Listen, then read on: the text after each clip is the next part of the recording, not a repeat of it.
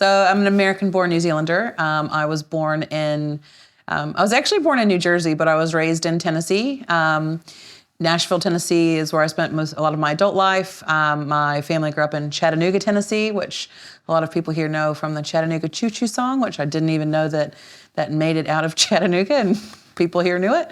So I moved to Nashville. I thought I would be a singer, and I was also working for Dell at the time. And was diagnosed with cancer at 26 years old, and it totally changed the, trajectory of my life and the focus. I realized what was important. You realize who your friends are. You realize that a lot of things that you take for granted, you shouldn't anymore. And I found myself immersing it from, taking the creative stuff from music, putting my focus more into entrepreneurial ventures. And one of the things that I've always been passionate about is hearing people who have different points of views and different sides and working on complex issues and trying to solve problems. It's what I loved about working with Dell, is how you can take some real complex situations with technology and find simple solutions for them. So I became an entrepreneur on the side. My family are made up of Māori, European, Brazilian, Greek. And so I believe that all people should be treated by their character, not the color of their skin. And that's why I'm a big support of New Zealand First and everybody being treated equally and based on need, not on race. I found myself being involved with New Zealand First by accident. My daughter was diagnosed with autism when she was 5, and at the time I had a corporate career, and I realized that she had no access to after-school or holiday programs due to her diagnosis, which meant working a full-time job and a quite demanding job would be impossible for me to continue. So my husband and I became small business owners. And it was through that experience and looking at the issues that we were being faced from a local government issue that I noticed the insane amounts of bureaucracy and just how hard it was to have your voice being heard if you're just an everyday citizen. And that's when I decided I'd run in my first local government campaign, and I ran for the Tauranga City Council. I just missed out on that one, and I then got involved in the education space due to my daughter and other families who are experiencing difficulties, and that's how I found myself with New Zealand First. Do you know, Winston, I always thought from watching Winston on the news and how the media portray him that he was a certain way. And in the 2020 election, I remember getting on the bus with him and having a conversation, and I just found him so different than I expected. He was very lovely. He's got a great sense of humor. He is very focused. He's very driven, but he's actually a really good guy.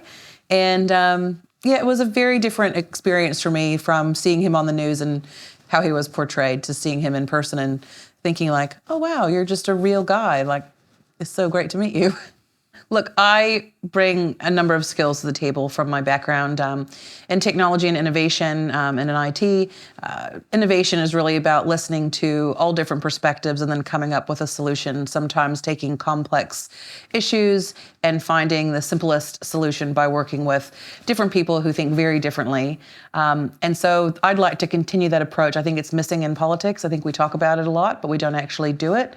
I would like to take that advocacy part really seriously. I know that was one of the main things that I wished I had available to me when I was having issues against local government and central government. I can't tell you how many letters I wrote to ministers and different government departments. And, I wound up having to go online and do a Dear Jacinda video, which was the only thing that actually finally got their attention was when I started using social media to raise issues of the public when everything was going unheard for so long. Tauranga needs democracy.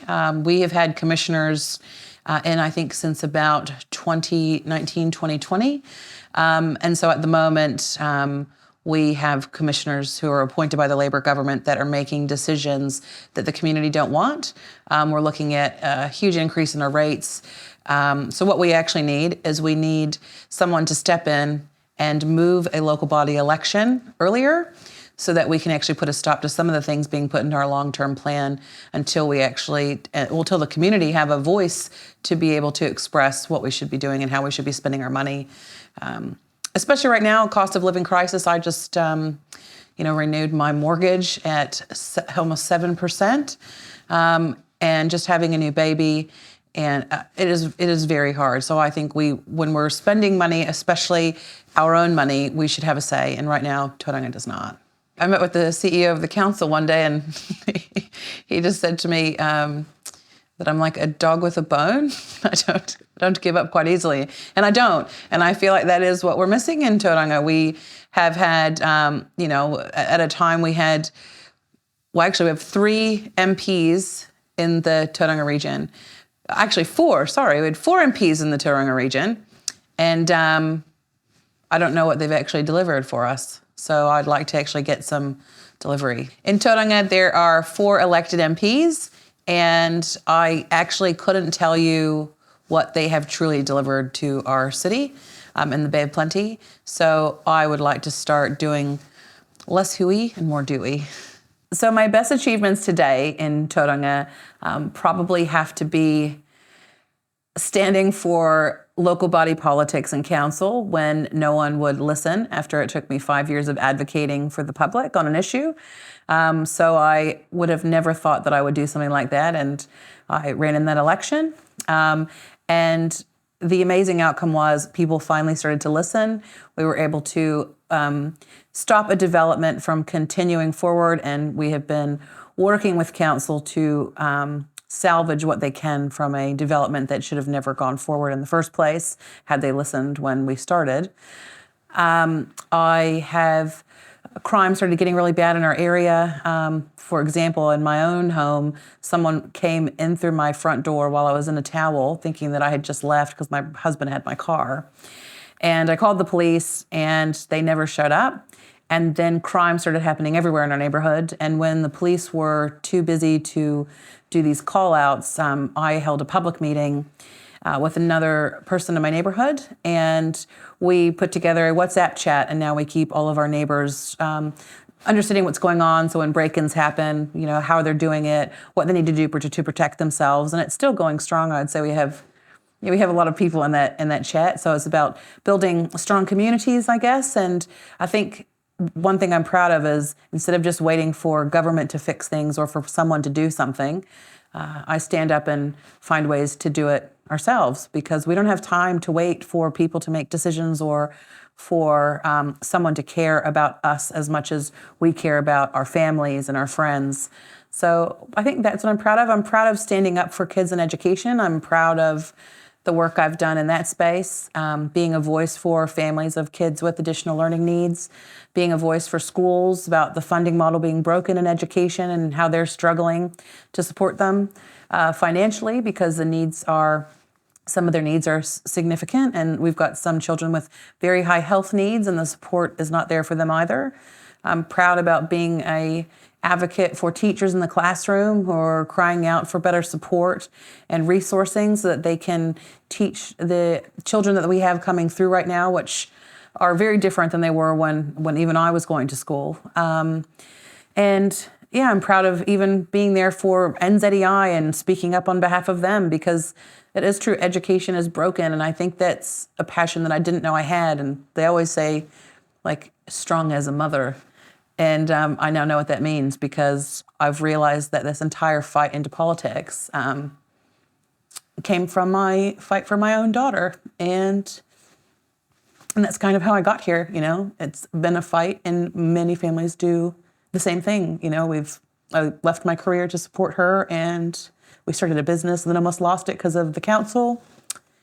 And yeah, basically it's the fight that you have when you become a mom, especially to a child that doesn't fit into a box that society's tried to create for them. So yeah, that's how I got here. We just bought a house, our first house. I was the main earner in the family. And then she got diagnosed, and PAWS tried to kick her out when she had a diagnosis, even though she was there and there were no issues. And then our local school wouldn't enroll her and told me that they didn't have funding, even though she was ORS funded. So then we had to find another school, which was 20 minutes away. So then I quit my job because I traveled a lot. And we put all our money we had into creating a small business so that we could be there for her.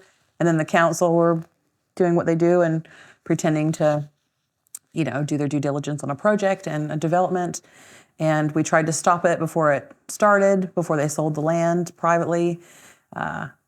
yeah, it was just so hard, and they almost put us out of business, and we almost lost everything. And so I fought so hard because, it was for our family, and then I just saw that it was happening to other families, and then I saw it was like a pattern, and I just thought, oh my God, is this what politics is? Like, this is crazy. And if I can get people to listen with the background I have, well, man, imagine how hard it would be for someone else to actually get someone to listen to them. And yeah, I just started advocating for people. I clearly don't like injustice.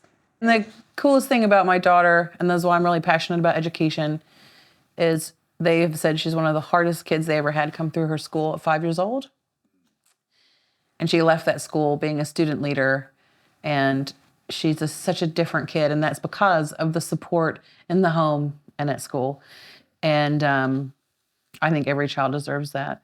She's just changed so much. You would never believe it was the same kid. Most people see her and think, oh, she's not that autistic or something, but they don't realize that her diagnosis was nonverbal. She was very violent. She used to strip off all of her clothes in public. There are so many times we had to go to the school and pick her up naked, throw a towel over her. She couldn't talk or scream. She just screamed all the time. I remember, I quit my job. We didn't know what we were doing. I was scared we couldn't pay the mortgage. And I think she was 4 years old. Dan was out at sea, and she was just screaming. And I just remember hearing, I just had this huge feeling I just wanted the screaming to stop. She didn't talk. You worked so hard as a mom. She didn't cuddle you or love you. She just screamed. And you didn't know how to help her. And she was so hard. And I remember closing the door because I just felt myself just about to have a nervous breakdown. And I sat in the door, and she was hitting it and just ramming it. And I just remember sitting there and thinking how is this my life right now? They work so hard. And I had this crazy feeling I just wanted it to stop. And I wound up realizing that I could probably hurt her because I was just so tired. And I was so worried and stressed. And I wound up picking up the phone and calling a psychologist that had been working with her.